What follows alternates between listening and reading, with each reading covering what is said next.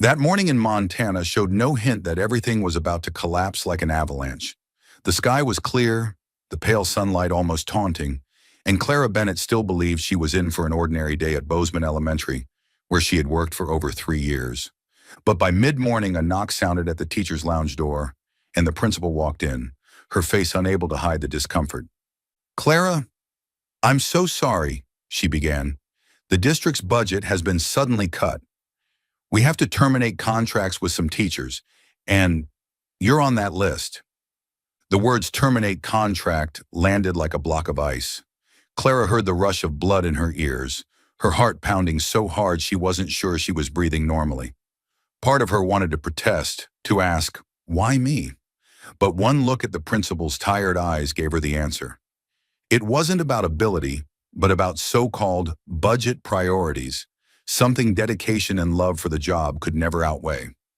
She packed up her small classroom, a few picture books, handmade cards from students, and the tiny stuffed bear little Mark had given her to watch over the class when you're busy. 10 minutes was all it took to fit 3 years of her life into a tote bag, but the sense of loss weighed heavy, like frost sinking into her skin. Leaving the school, Clara decided to head back to her rented room for a rest. But as she climbed the wooden steps of the old three-story building, she found her landlord, Mr. Harris, standing with a man in a suit and glasses, holding a stack of documents. "Clara," Mr. Harris said awkwardly, "I just sold the building. The new owner wants to renovate, so everyone needs to move out within 48 hours. Clara let out a short, bitter laugh. "Are you serious? You know, this is business. I don't have a choice." In less than an hour, she had lost both her job and her home. 2 blows in quick succession left her reeling. Hugging her tote bag, she stepped out onto the street, the cold wind lashing her face like it wanted to tear her skin. The sky that had been blue moments ago now turned a heavy gray. In Montana, winter could change without warning. One shift of the wind, and storm clouds from the Bridger Range would sweep down, swallowing the town. The first snowflakes fell as Clara wrestled her suitcase out of the boarding house. They were light as powder, but within 10 minutes they thickened enough to blur her vision. The siren of a patrol car wailed from the corner, warning residents to seek shelter. Clara dragged her suitcase along the main street, planning to head to a friend's nearby, but the wind pushed the suitcase backward and snow piled in layers on her hair and coat. Just as she turned into the alley leading to the park, a small figure darted across her vision. It was a boy on a mini snowboard who lost his balance and tumbled to the curb. Clara rushed over. "Are you okay?" she asked, kneeling beside him. The boy about 6 grimaced, clutching his knee. Bright red blood seeped onto the white snow. He didn't cry, just bit his lip, his eyes wide with panic. Clara quickly unwound the wool scarf from her neck, folded it into a strip, and pressed it gently to the wound. "Hold it like this, and I'll find a way to get you somewhere warm." She guided him toward the windbreak wall of a closed cafe, shielding him from the whipping gusts. At that moment, a dark green pickup truck screeched to a halt by the curb. The door swung open, and a tall man stepped out. He wore a thick leather jacket, snow-dusted jeans, and a beanie pulled low. His ice-blue eyes swept the scene, locking on the boy. "Sam!" His voice was a mix of alarm and sternness. Kneeling beside the boy, he gently checked the injury. Clara looked up, slightly taken aback by his intense demeanor. "He fell while snowboarding. I used my scarf for first aid." His gaze shifted to her, assessing neither hostile nor trusting, but as if weighing whether she could be relied on. "I'm James Whitmore," he said curtly, "the boy's father." "Thank you." He eased the scarf aside to check the wound, nodding when he saw the bleeding had stopped. "In this weather, we can't stay out here." James lifted Sam into his arms, then glanced at Clara.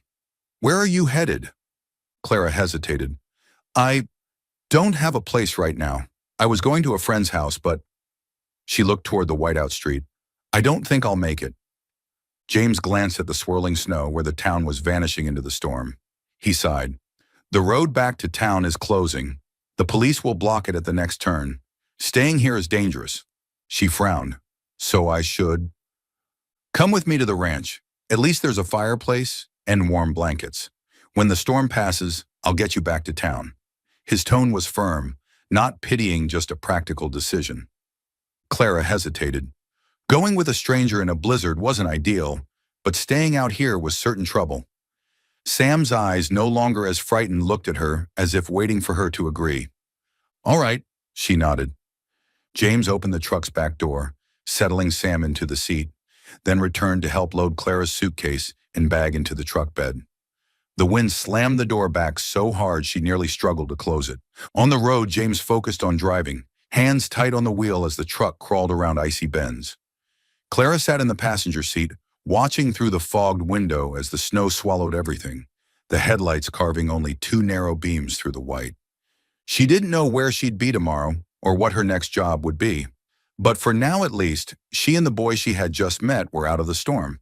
And, though she didn't want to admit it, James's calm in the middle of danger gave her a sense of safety she hadn't felt in a long time. When the wooden sign for Whitmore Ranch emerged, faint in the swirling snow, Clara knew her journey had just taken a turn she never could have imagined. James's pickup truck climbed steadily up the snow-covered road. The night sky was a hazy gray, with only the twin beams of the headlights slicing through the thick, swirling flakes. On either side, tall, old pines bent under the wind, their branches heavy with snow that occasionally dropped in clumps when the gusts hit hard. Clara sat in the passenger seat, clutching the single tote bag that held everything she had left. The cold still seeped through the seams of her coat, but it was nothing compared to the chill inside her, a hollow feeling of displacement. No job, no home, and now riding in a stranger's truck toward a place she'd never even heard of. Are we almost there? Sam's small but clear voice rose from the back seat. Almost, son, James replied, his eyes fixed on the whitewashed road ahead. Minutes later, a wooden sign emerged faintly through the snow. Whitmore Ranch, with a stylized lavender sprig carved beneath the name. Clara blinked in mild surprise. Not a cow or a horse like most ranch logos she'd seen, but lavender. The truck turned down a drive leading to the main house. Through the window, Clara caught sight of a large two-story log home with steep pitched roofs blanketed in white. Warm golden light spilled from square-pane windows, and smoke curled thick from the chimney, vanishing into the dim sky. James pulled up close to the porch and got out first. He opened the passenger door for Clara, holding it firmly against the wind. Get inside, quick. It's strong out here. She stepped down, her boots sinking ankle-deep into the powder, as if the world was swallowing her into its silent whiteness. But the moment the thick wooden door shut behind her, the house's warmth wrapped around her, turning the sting in her cheeks into heat. The living room was wide and open, honey-toned oak floors gleaming softly under the warm glow of the lamps. A stone fireplace crackled with bright red flames, the faint scent of pine resin threading the air. But what caught Clara's attention most wasn't the fire, it was the lavender. The fragrance lingered everywhere, not overpowering but distinct, as if embracing the entire house. On the coffee table sat a small glass jar filled with dried lavender sprigs, their pale purple tips slightly frayed with age. On the bookshelf between hardcovers were little fabric sachets tied with purple ribbons. Even the white curtains had embroidered lavender along the hems. Clara drew in a deep breath, and the sweet, faintly dry warmth of the scent seemed to weave itself into her lungs. Footsteps creaked on the wooden staircase. A boy of about 9 appeared, light brown hair, tousled, blue eyes the same as Sam's but deeper, carrying a maturity beyond his years. "Papa," he called, "where's Sam?" "Here," Sam answered, running to hug his older brother. James rested a hand on the boy's shoulder. "Tommy, this is Miss Clara. She helped Sam when he fell out there." Tommy gave a polite nod. "Hello, ma'am." His voice was soft, but there was a guarded note in it. "Hello, Tommy," Clara smiled warmly. "Your little brother just has a small scrape. You take good care of him." "Tommy, help Miss Clara get a blanket and pillow," James said. "She'll sleep on the sofa tonight." "Yes, Papa." Tommy led Clara down the hallway. The wall lamps lit up framed family photos, mostly of the two boys at different ages, with a few showing James beside a long-haired brunette with a bright smile. Clara didn't stop, but she could feel the weight of the story in them. Near the storage room, Tommy reached for a wooden door, but instead of blankets, he accidentally opened a small room. Instantly, a stronger wave of lavender spilled into the air. The room was bright despite the storm outside, thanks to a large window. In the center stood a wooden sewing table, holding a half-finished light blue men's shirt, one sleeve still unstitched, the thread still looped through the needle. Beside it, a fabric basket brimmed with spools of thread, pins, scissors, and neatly folded scraps of cloth. Tommy froze, then spoke in a low voice, as if afraid of breaking something fragile. "Papa's kept it just like this, since Mom died." His tone didn't waver, but his eyes shimmered, both sad and proud. Clara felt a tight ache rise in her chest. The room was like a moment preserved in amber, still holding the warmth of someone long gone. Even the lavender seemed stronger here, as if it had lingered from the days the woman sat there sewing. "I'm sorry," Clara said softly and gently closed the door. They continued in silence, the only sound the creak of the wooden floor under their steps. When they returned to the living room, James had set a steaming mug of tea on the coffee table. "Sit and warm up. I'll grab more blankets." Clara accepted the cup, the heat seeping into her chilled fingers. "Thank you for letting me stay." "It's nothing," James replied in his deep, brief way. "In weather like this, I don't leave anyone out there." Sam was already curled up on the sofa, his knee bandaged, eyes drooping with fatigue. Tommy sat beside him, holding a book he wasn't reading, glancing at Clara now and then, as if trying to figure her out. Clara guessed they weren't used to strangers in the house, especially one sleeping in the living room. After a simple dinner of hot soup and toasted bread, James sent the boys upstairs. Sam waved. "Good night, Miss Clara." Tommy just gave a small nod before disappearing with his brother. The living room settled into the sounds of the wind whipping at the porch and the pop and crackle of the fire.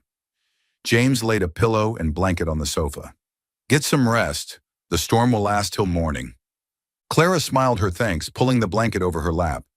"I'll try to sleep, but with this wind, it might take a while to get used to." A faint smile his first touched James's lips. "You will. In Montana, the winter wind always wants to sing all night."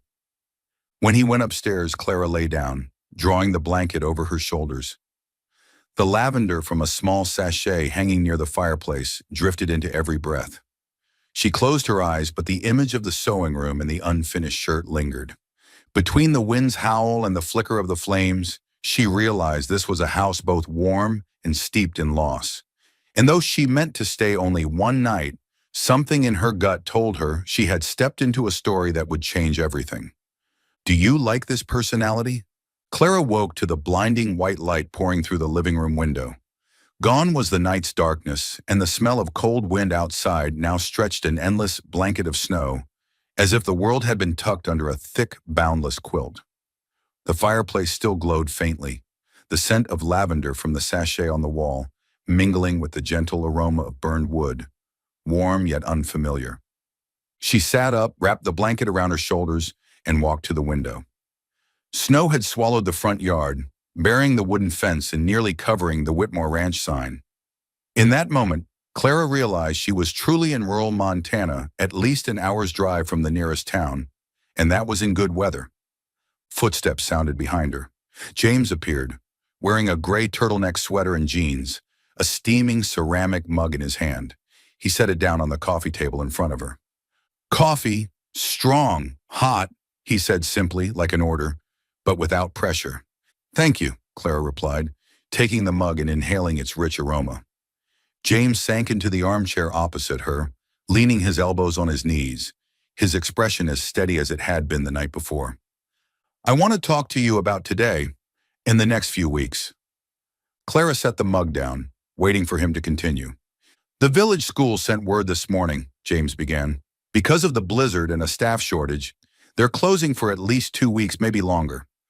I don't want the boys sitting idle at home, and I can't be with them all day. My work won't allow it." Clara gave a small nod. "And you need someone to teach them at home." "Exactly." His eyes met hers directly. "I know you're a teacher. Sam told me you read to him last night, and Tommy said you helped him find a blanket. Both of them seem to like you." She raised an eyebrow, surprised at the comment. "You figured that out in less than a day?" James shrugged. "I know my kids. They don't warm up easily. If you hadn't been there yesterday, Sam might have been afraid of the snow for weeks. You have a teaching degree, and you're available. I think this could work." Clara rested her chin on her hand, thinking.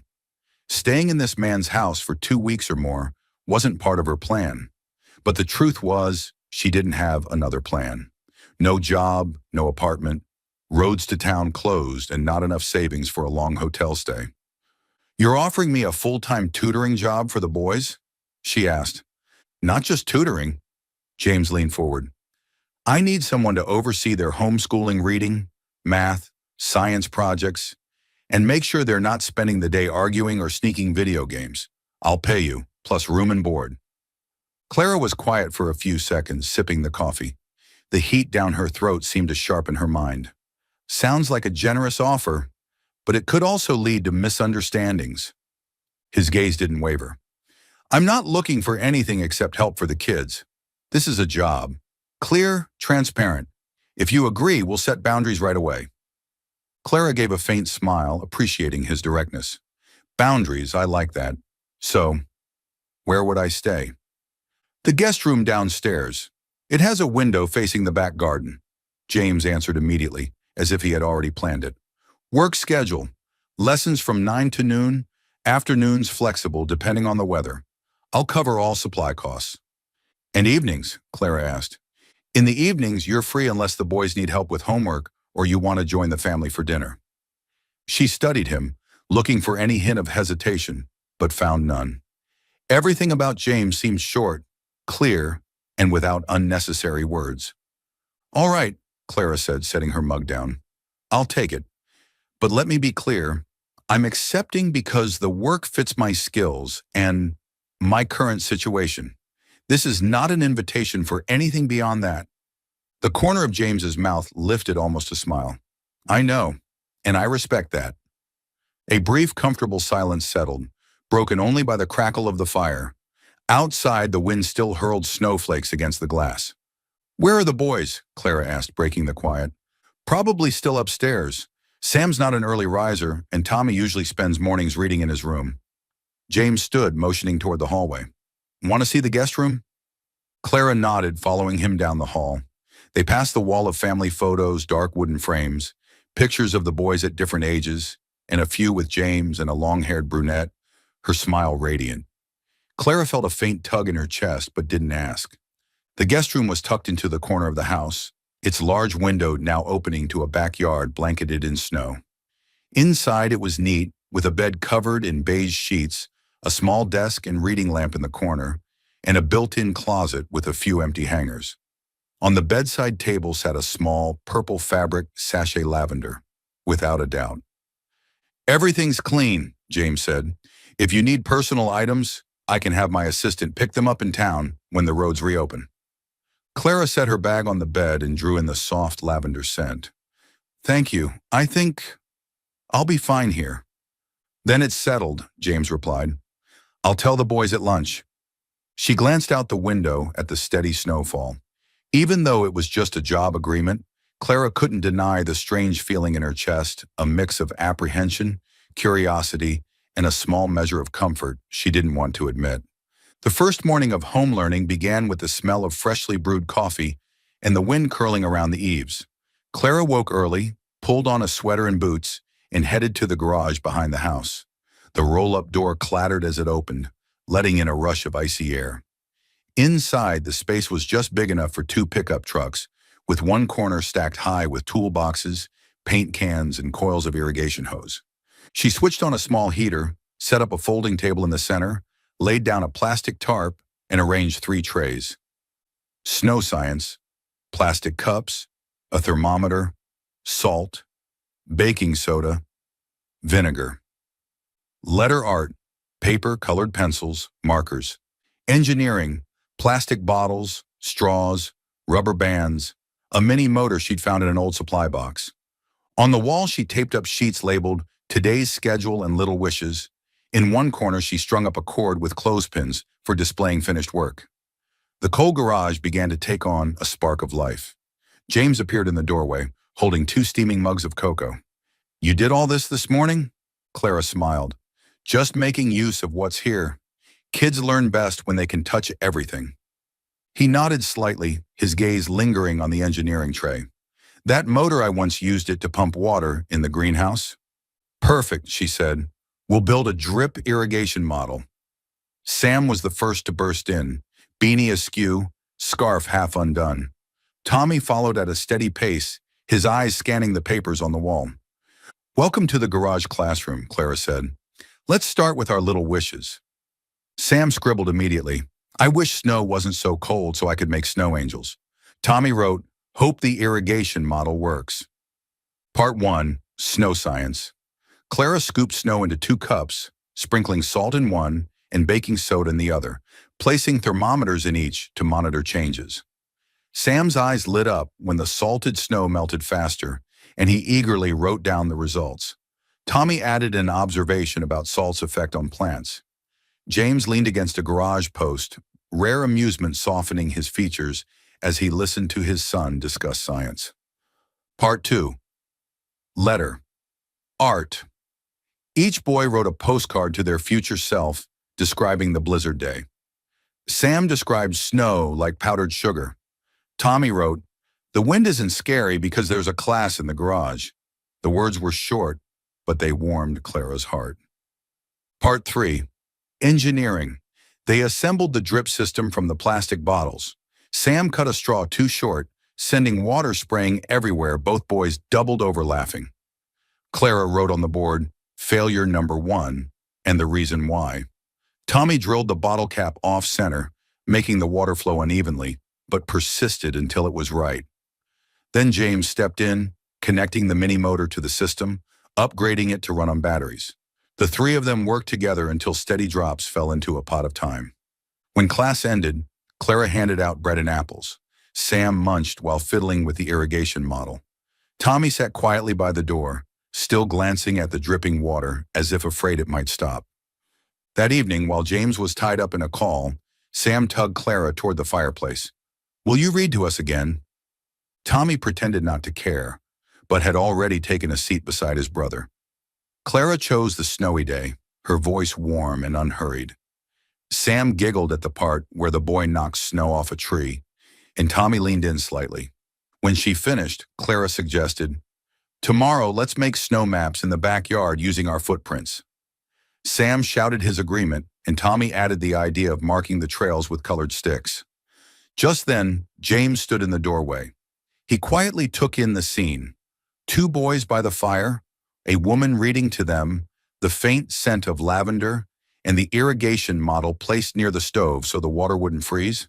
In that moment, he realized it had been far too long since this house had known such peace, the kind born of learning, laughter, and curiosity nurtured in exactly the right way. That morning, Clara went upstairs to find Sam for their reading lesson. His bedroom door was ajar. She knocked lightly, pushed it open, and was about to call his name when she stopped short. Sam was sitting cross-legged on the floor with his back to the door, his small hands busy rummaging through the drawer of his desk. One by one, he pulled out small purple fabric sachets, lining them up neatly in front of him. Clara stepped closer. Sam, what are you doing? He startled, quickly sweeping his arms around the little pile, eyes wide with alarm. Nothing. She knelt beside him, softening her voice. I'm not going to take anything from you. I just want to know what these are. Sam hesitated, then sighed and let his hands drop. In front of her were 6 small lavender sachets, each tied with a purple ribbon, each releasing a faint, sweet scent.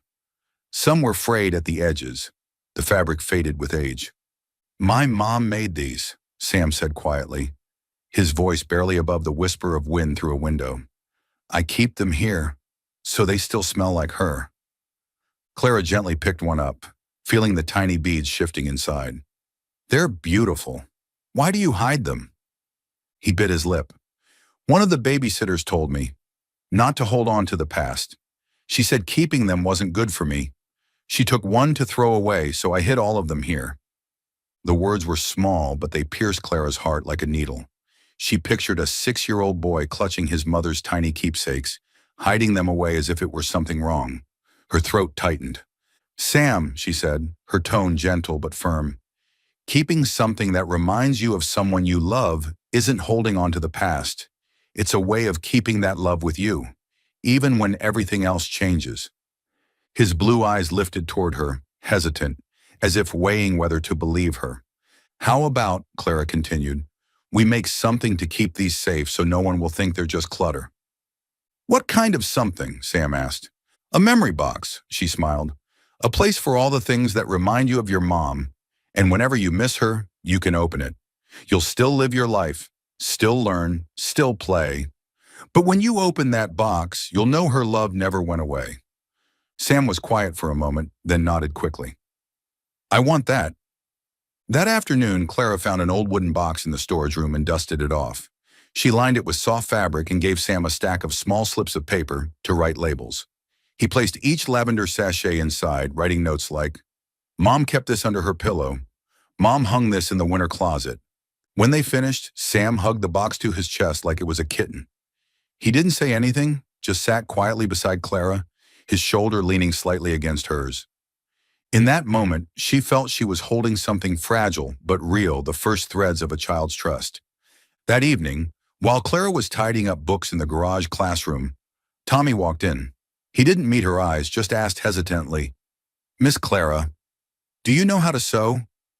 She looked up, surprised. A little. Why? Tommy rubbed his palms together. My mom, she left a shirt for Papa. She only sewed half of it. I want to ask you to finish it. Clara froze for a beat. She remembered the sewing room upstairs, the strong lavender scent, the unfinished shirt waiting under the machine. Are you sure? I don't want to do anything you or your dad aren't ready for. I'm sure, Tommy said, more firmly this time.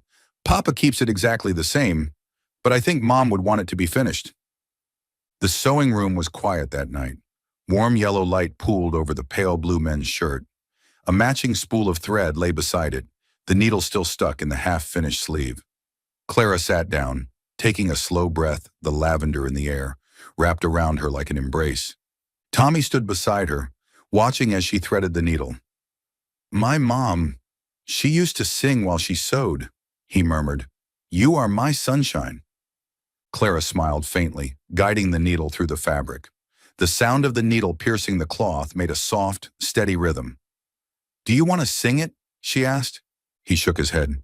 If I remember the words, I'll cry. She didn't push, just kept sewing, letting him stand beside her, occasionally leaning down to run his fingers along the new stitches, checking their straightness. The air felt still, caught between the scent of lavender and the quiet click of needle and thread, both sad and warm.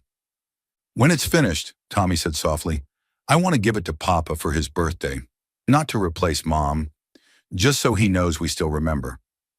Clara swallowed the lump in her throat. I think that's a wonderful idea, Tommy. When the last stitch of the evening was done, Clara folded the shirt neatly on the table. Tommy took one lavender sachet from Sam's memory box and set it on top. So it'll smell like Mom, he explained. Clara nodded with a smile. Tomorrow we'll keep sewing, and when it's done, it won't just be a shirt, it'll be a story. Tommy murmured an, okay, and slipped out, his steps light so as not to make noise. Clara stayed for a few more minutes, gazing at the shirt under the warm desk lamp. The lavender still filled the room, but now it carried the warmth of two boys and the patience of her own hands. Downstairs, Sam's laughter rang out as James said something to him. Clara realized some things from the past aren't meant to be forgotten. They're meant to become part of what's being built next. And tonight in this sewing room, 3 people, a teacher, a boy, and a mother long gone, had started a new chapter in this family story. Still following the story? If this story found you outside of Soul Stories, we invite you home to where every touching tale begins with truth, hope, and heart. On the third morning after the blizzard, the sky looked like a sheet of gray paper. The wind had eased, but thick snow still clung to the wooden fence. In the garage, the drip irrigation model still ticked steadily, a quiet sound that made life at the Whitmore house feel slow and peaceful until the phone rang, sharp and insistent, shattering the calm. James was in the kitchen with Mrs. Ruth, making breakfast, when his phone began buzzing nonstop. He glanced at the screen, his brow tightening. The name read, Margaret Fairfax. James, have you seen it yet? Margaret's voice was brisk, skipping any greeting. Webb's already put it out on 2 local finance blogs. Whitmore Agritech loses liquidity, forced to mortgage ranch land. Total garbage, but it's climbing the trending list. James straightened, setting the skillet down with a thud. Ridiculous. We just closed the soil sensor deal with 2 major farms. There's no liquidity issue. I know, but Webb doesn't need the truth. He needs noise. Margaret said quickly. I need you in CEO mode now. Send me a cash flow summary, screenshots of the agri-credit accounts, and email confirmations from the new clients. I'll draft a short media rebuttal. James's voice was low and clipped. 30 minutes. And one more thing, Margaret added, her voice dropping. There's a rumor, with a blurry photo, someone got a shot of a woman on your porch. The captions along the lines of, widowed CEO not alone during the blizzard. James's grip on the phone whitened his knuckles. Clara. Yes, Margaret confirmed. I know she's here helping the boys with lessons. But the press doesn't want facts, they want a story. The ranch, the blizzard, the widower, the stranger woman, living together. Mrs. Ruth looked up from the table, her expression calm but worried. Don't let them twist kindness into something ugly. I'll handle it, James said quickly to Margaret. Call you back. He hung up, standing still for a beat. On the stairs, Clara had stopped mid-step. From her face, she'd heard enough to piece it together. Sorry, she said softly. I wasn't trying to listen. The ringtone was just loud. James turned toward her, his gaze softening. Webb's stirring trouble. He wants to buy the land for mining. I said no, so he's playing dirty. And I, Clara managed a wry smile, have accidentally become the kindling. Mrs. Ruth stepped over, her hand warm on Clara's arm. You're not kindling. You're part of what's keeping this house warm. Clara gave her a small, grateful nod. Still, something taut inside her had begun to vibrate. She glanced at Sam, busy coloring his snow map, and Tommy flipping through The Way Things Work. They were so blissfully unaware she didn't want that piece tarnished by a sensational headline. I'll go get the boys down for breakfast, Mrs. Ruth said gently, as if to give James time to pull the documents Margaret needed. Clara understood, smiling faintly as she went to call them. Breakfast passed in a strangely normal way. Buttered pancakes, maple syrup, hot cocoa. Sam told a story about a squirrel running along the fence like a ninja. Tommy asked Clara about soil moisture gel. James was quieter than usual, occasionally leaving the table to answer emails. Sometimes the buzz of his phone in his pocket felt like a second heartbeat in the house. By mid-morning, the garage was back to being a classroom. Clara guided the boys through their work, Sam writing his Day 3 of the Blizzard journal entry, Tommy wiring a simple circuit for an old moisture sensor. When Clara leaned down to help Sam correct a spelling mistake, footsteps sounded outside the door. James came in, holding up his phone with Margaret on a video call. Hi, boys. Margaret waved from the screen, her professional smile firmly in place. I need a few minutes, James. Clara recognized her instantly dark hair, neatly tied back, sharp eyes behind thin-rimmed glasses. Hello, Margaret, Clara said quietly. Margaret nodded. Clara, I hear about the garage classroom, great idea. But here's the thing. Reporters don't care what the kids are learning. They care about who's sleeping where. The words were blunt, but her tone wasn't cruel, just the reality of her job. Clara drew a steady breath. I understand. James cut in. Clara's in the guest room. This is temporary, just to get through the storm. End of story. End of story in your house, Margaret countered. Not online. My advice, deliberate silence on personal matters, full transparency on company finances. I'll prep the press statement. James, you don't answer personal questions. Clara. Her eyes met Clara's through the screen. If anyone approaches you, say, I'm the temporary home learning coordinator during the blizzard. Nothing more. No extra detail. Every extra word is ammo for them. Clara nodded. I can do that. Thank you, Margaret said, pausing briefly. And, off the record, I'm sorry you got dragged into this. No one deserves to be turned into gossip for simply being kind. The comment warmed Clara's chest. She gave a small smile. Thank you. When the call ended, James turned to her. I'm sorry. For what? She asked. For bringing the storm inside. When you've been helping us keep it calm. Clara shook her head. The storm's already out there. In here, we choose to keep the fire lit. His eyes softened slightly, but when he left the garage, his shoulders were still tense. Clara knew that for a man carrying both the ranch and the company, image wasn't a frivolous concern. At nap time, Clara stayed behind to tidy the classroom. While putting away pencils, she found a folded newspaper someone had slid under the door. The front page showed a headline from a local news site: Whitmore Agritech in trouble? Widowed CEO not alone during blizzard. Beneath it was a grainy photo of the porch, clearly her, holding Sam the day she'd bandaged his knee. The tender gesture of a teacher was twisted into a suggestive caption. Clara's fingertips went cold. She set the paper down and stood there for a long moment, picturing the boys' faces if they heard grown-ups joking about a new mom. Her stomach clenched. No, she wouldn't let that happen. The garage door creaked open. Mrs. Ruth came in, holding a teapot. "How about some herbal tea?" Clara startled, hastily hiding the paper behind her. Mrs. Ruth's eyes were kind but shrewd. "News out there is cold. It's warmer by the fire." Clara exhaled and handed her the paper. "I don't want to make trouble for anyone. I think when the roads open, I'll head back to town." Mrs. Ruth poured the tea, the scent of mint and lavender curling into the air. "You think leaving will make them quiet?" "At least it takes away the easy excuse," Clara said, pressing her lips together. "I came here because of the storm. If I stay, people will say I stayed because of other things." Mrs. Ruth gave a sad little smile. "People always need something to talk about. When Elizabeth first married James, they said she was a city girl who couldn't survive a Montana winter. When she passed, they said, she should have rested more. People's tongues change direction faster than those clouds out there." Clara's eyes stung. "But I can choose not to let that wind blow through the boys' lives." "Any choice takes courage," Mrs. Ruth said. "Staying and holding your head high, or leaving to protect the peace, both are brave. I just hope you choose what's right for your heart, not what makes the wrong people breathe easier."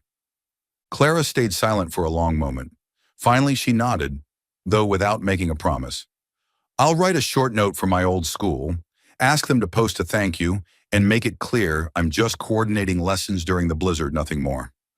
"Good," Mrs. Ruth said, resting a hand lightly on hers. "And if you still choose to go when the road opens, I'll pack you a few lavender sachets, so the scent of home stays with you." The words tightened Clara's chest. She smiled faintly, uncertain but warm. "Thank you." That evening, dinner was quieter than usual. James said little, answering briefly when Sam asked about the snow. Tommy seemed to notice and filled the silence by telling Papa how the irrigation model ran smoothly after they fixed the drill angle. James listened, nodding, his eyes a little warmer. There were battles outside he couldn't control yet, but inside the house, small things, like the steady drip of water, gave him the feeling of steering something right. After the boys went upstairs, Clara helped James with the dishes.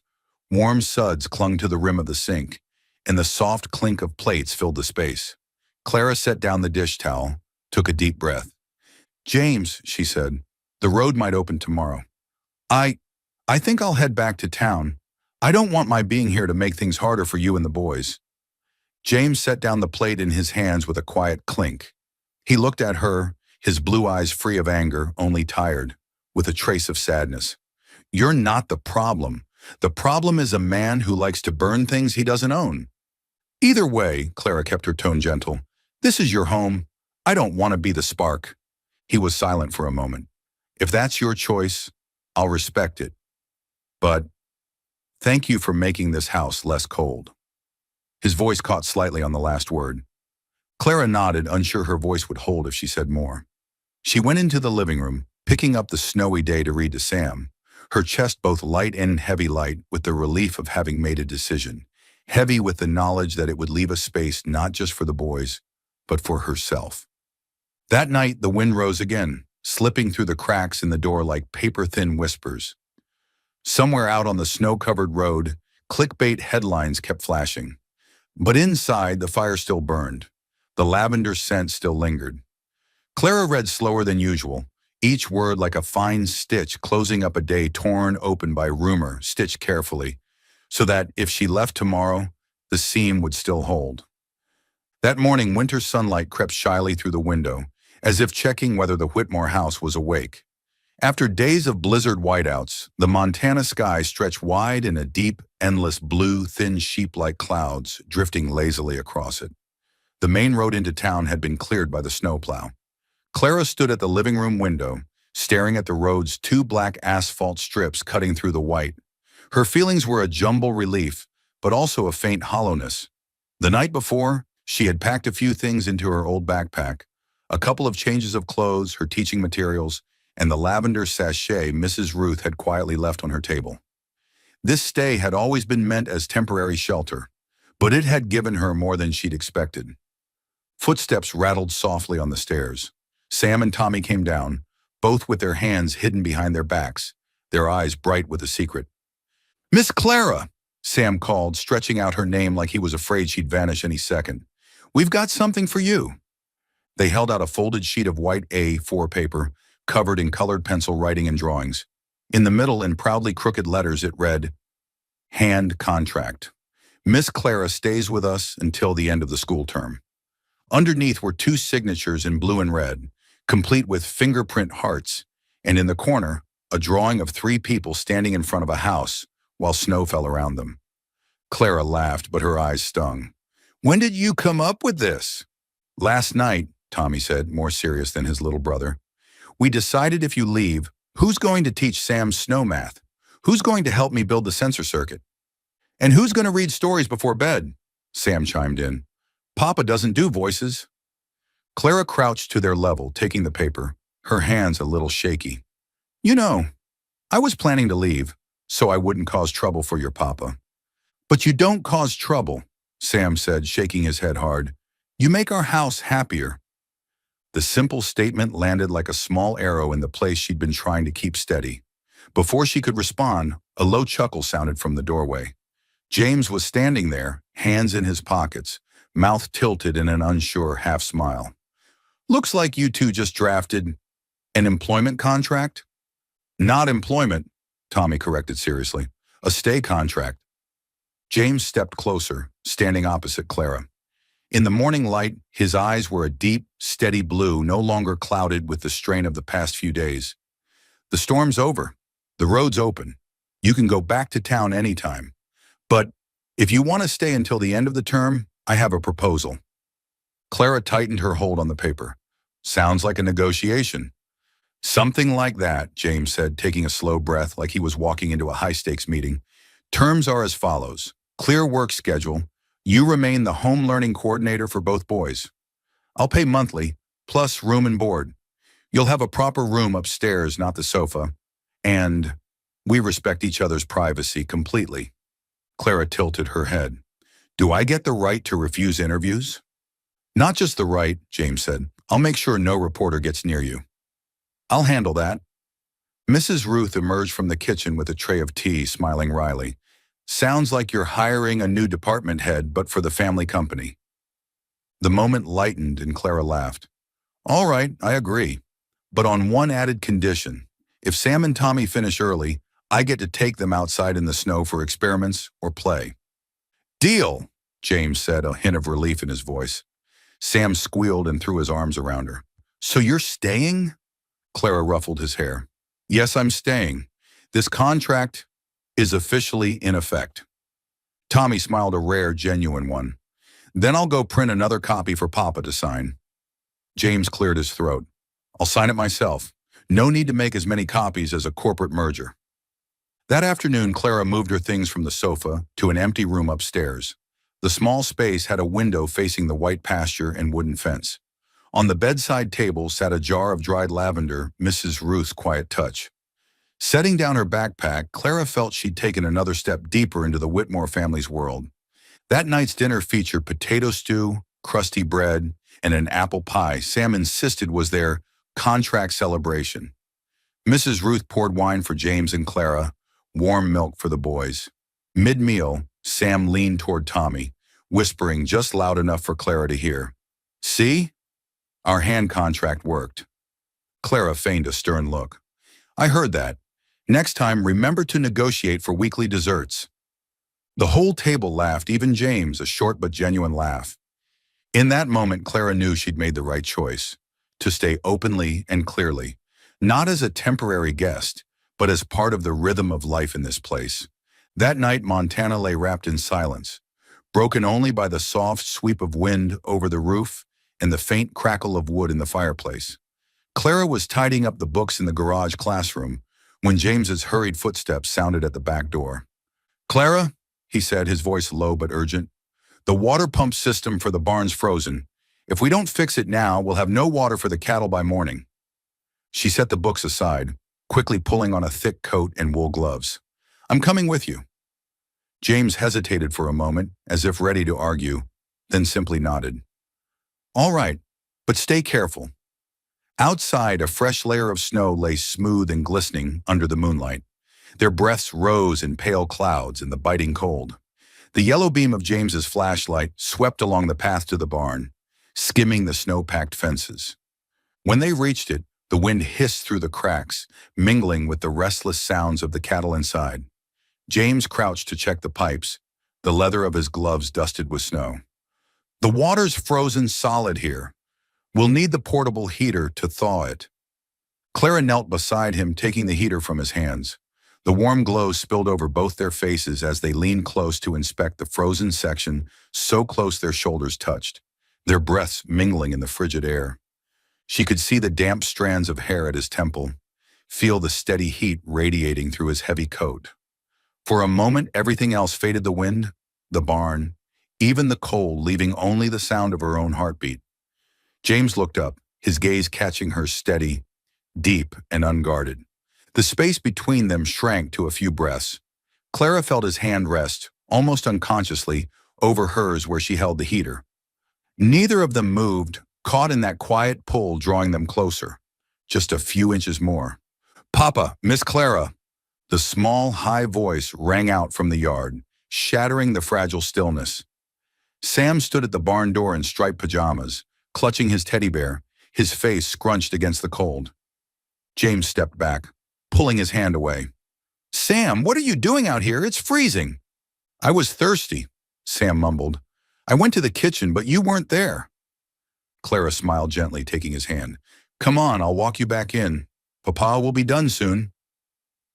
Back at the house, James secured the barn door and followed them in at a slower pace. In the kitchen, Clara poured Sam a warm cup of milk and set a few cookies on a plate. He sipped and yawned wide. "Finish up and then back to bed," James said, his voice softer than usual. Sam nodded, and within minutes was asleep at the table. Clara scooped him up, carrying him through the living room. James walked close behind, as if making sure she wouldn't slip on the polished wood floor. After tucking Sam in and switching off the light, they lingered in the dark hallway, the hush broken only by the faint wind outside. James spoke first. "Clara, back at the barn." He paused, his eyes flicking towards Sam's room. "I don't want to rush. Kids need to feel safe above everything else." She nodded, a mix of wistfulness and quiet relief stirring in her chest. "I understand, and I agree. If there's something between us, we'll let it grow slowly. My priority is Sam and Tommy, too." A trace of warmth passed through his eyes. "Thank you." Clara smiled, then turned toward the stairs. James stayed where he was, the glow from the hallway lamp painting his face with a mix of resolve and something that felt almost expectant. Down in the kitchen, the fireplace still glowed red. Clara sank onto the sofa, pulling a blanket over her shoulders. Outside, the snow wind still whispered, but inside her, a quiet promise had taken root, a promise that no matter what came next, they would move slowly to protect what mattered most: this family. That morning, Montana's sky was crystal clear after a fresh night's snowfall. Clara had just opened the porch door to take in the cold, clean air when Sam came bounding out, teddy bear in hand, grinning from ear to ear.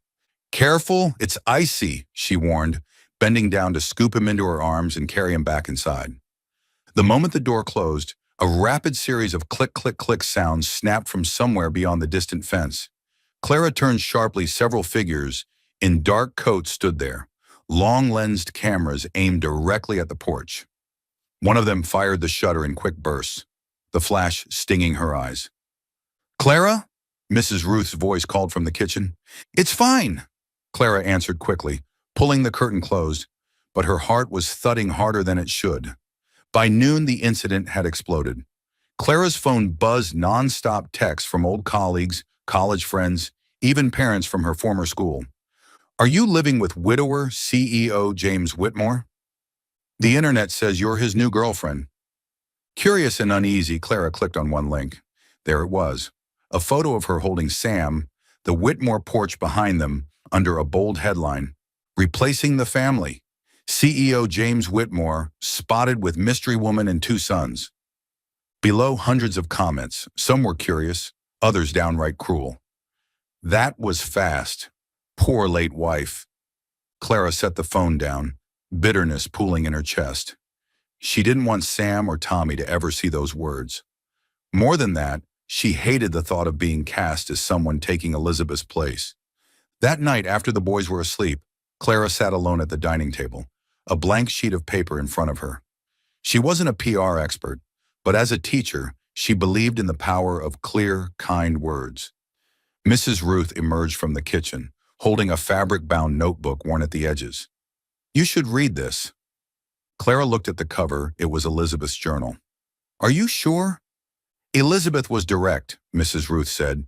"She once told me that if James ever met someone good for the boys, she wanted that person to know the truth about her. There's a letter at the end." Clara turned to the last page. The handwriting was soft, slanting slightly right, carrying the faint scent of lavender from the paper. "If you're reading this, it means I'm no longer here. I know James, he'll keep everything the same to hold on to me. But love isn't in the things. It's in the heart. Don't replace me. Be yourself. And if you love the boys, they will feel it. That's enough." Clara sat still for a long time, her vision blurring. She realized the weight she'd been carrying, the fear of being compared, of being doubted, didn't come from James or the children, but from her own belief that she was trespassing on sacred space. The letter unlocked something inside her. Mrs. Ruth's hand rested gently on her shoulder, her gaze warm. "You don't need to prove anything except being yourself." That night, Clara wrote an open letter, posting it on the old village school's website, where she knew the local community would see it. "This week, several images of me with two young students were circulated alongside false assumptions. I want to make it clear, I am not here to replace anyone, nor to claim a place that was never mine. I believe in the right to remember those we've lost and the right to keep living. The Whitmore family has lost a remarkable wife and mother. What I do each day here is simply to support the boys' learning, cook a few meals, and share a little laughter. I will honor the memory of the one who is gone, and I will honor every moment we have now. To anyone who has faced loss, allow yourself to keep your memories and also open the door to good things still to come. Both can exist together, and neither is a betrayal of the other." She read it one last time, then clicked post. The next morning, James came into the kitchen holding a folded newspaper. "Clara, what you wrote, it's better than anything my PR team could have drafted." Clara gave a modest smile. "I just said what needed to be said." James folded the paper again, his eyes softening. "Elizabeth would have agreed." The sentence was short, but enough to lift a quiet weight from Clara's heart. A Montana winter night was usually silent, the pale moonlight draped across snow-covered slopes. But that evening, a different glow tore through the darkness. Clara was clearing dishes in the kitchen when she noticed a flicker of red through the window. At first, she thought it was headlights, but then the wind carried a sharp, acrid smell. Something was wrong. "Clara, out there! It's on fire!" Tommy blurted, pale-faced as he rushed in. Clara hurried to the porch. On the North Hill, right at the edge of Whitmore Ranch property, a massive haystack was engulfed in flames, the fire whipped by wind, scattering burning cinders into the sky. The blaze lit the snow in eerie crimson. She quickly lowered her voice. "Tommy, Sam, listen to me. We're going down to the storage cellar under the garage. It's the safest place." The boys followed her into the reinforced space with its concrete walls, fire extinguishers, and emergency lamps. Clara handed each of them a thick coat and a water bottle. "I'm going to call the fire department and the sheriff. You two stay here. No going outside, understand? Yes, ma'am, Tommy said, pulling Sam into his arms. Clara dashed back upstairs and dialed Sheriff Cole. There's a fire on the North Hill, near James Whitmore's fence line. The wind's strong, it could spread to the barns. I think it's deliberate. Cole didn't miss a beat. We're on our way. Direct the firefighters through the west gate near the main water tank. Can you do that? I'll be there. Clara shrugged back into her coat, tugged her wool hat low, and ran out into the cold. The wind cut her face like glass, snow squeaking beneath her boots. She crossed the yard, reached the west gate, and planted her flashlight into the ground as a beacon.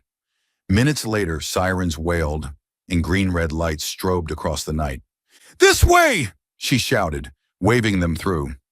Once the trucks rolled in, she quickly pointed out the water tank and the safest path up the hill. One firefighter looked back at her. Thanks, quick thinking. Meanwhile, James galloped in from the barns, his coat crusted with ice. He swung down from the saddle, eyes scanning.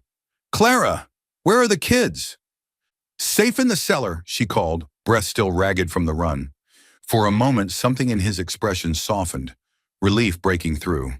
But there was no time to pause. He joined the firefighters, hauling hoses and spraying water at the raging blaze.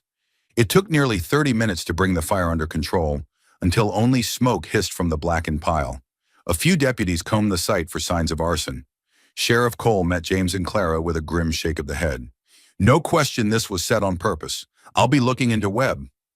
When the danger had passed, James found Clara in the yard, her cheeks flushed red from the cold, damp hair clinging to her temple. She was checking the backup water barrels, asking firefighters if they needed more supplies. James stepped closer, laying a hand gently on her shoulder.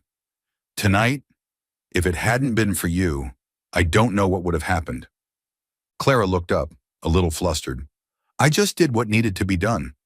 No, he said, shaking his head, eyes steady on hers. You're the one who kept the boys safe and kept me from losing my head. Clara, you are the calm heart of this family. The words tightened something in her chest. She knew James didn't use the word family lightly, not when talking about anyone outside Tommy and Sam.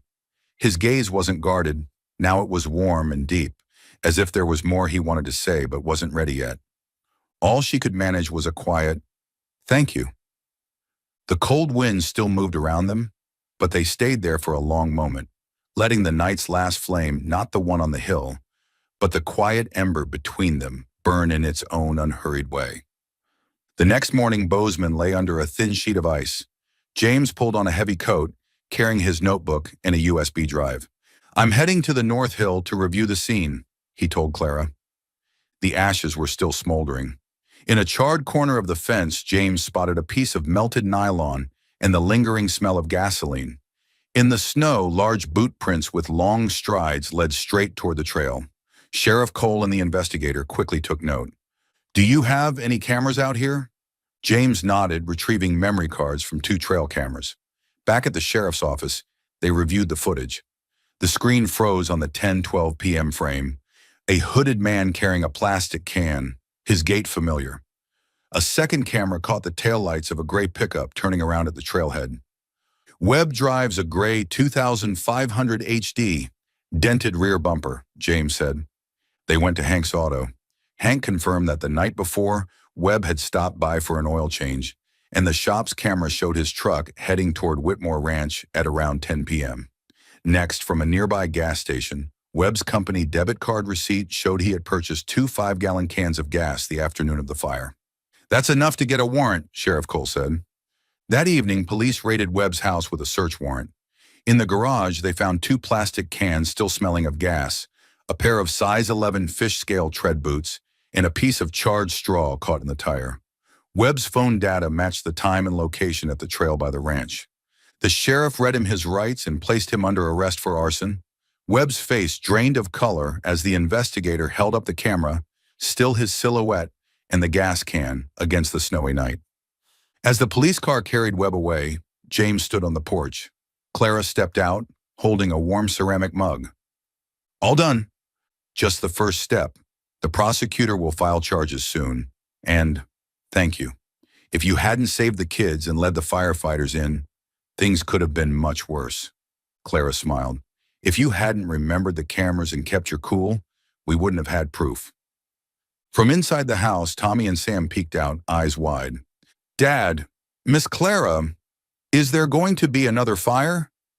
No, James assured them, pulling them both into his arms. He glanced at Clara. Tonight will be quiet. Someone's keeping watch. Clara bent down to their level. Tomorrow, how about we make a courage box? Tommy nodded eagerly. I'll put in my whistle.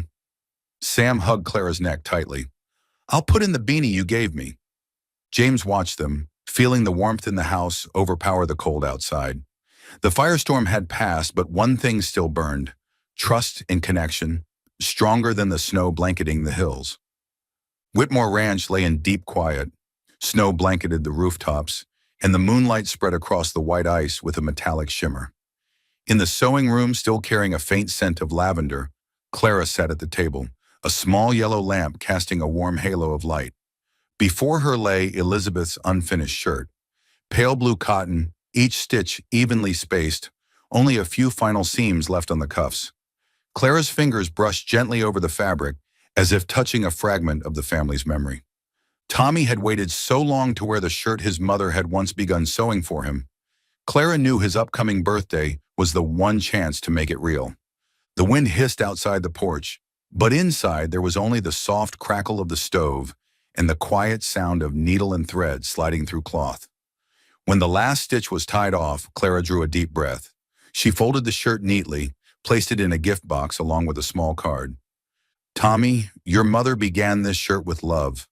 I am simply the one who helped finish it. May you always feel that love. The door opened quietly. James stepped in, carrying 2 steaming mugs of hot cocoa.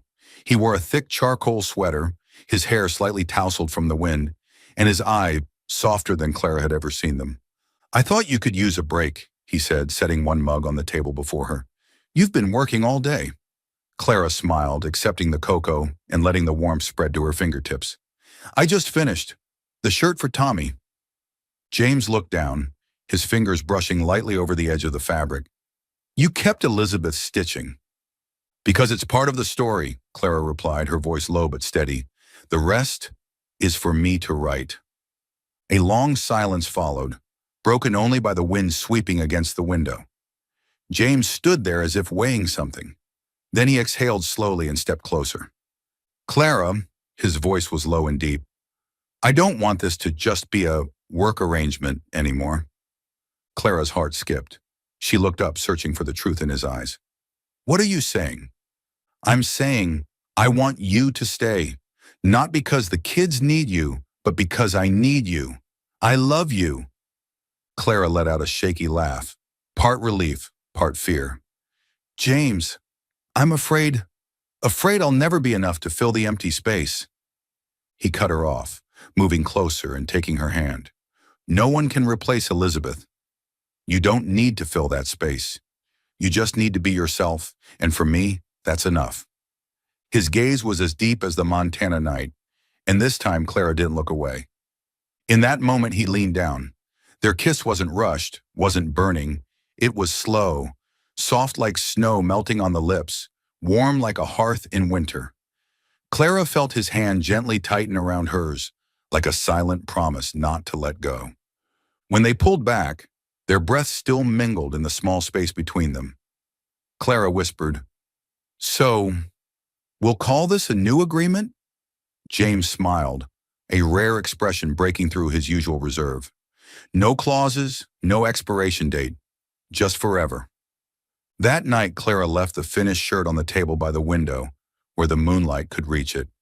She knew that in the morning, when Tommy opened the gift box, he would see not just a shirt, but proof that love could be carried forward, never lost, only passed from one person to another, gently yet steadfastly.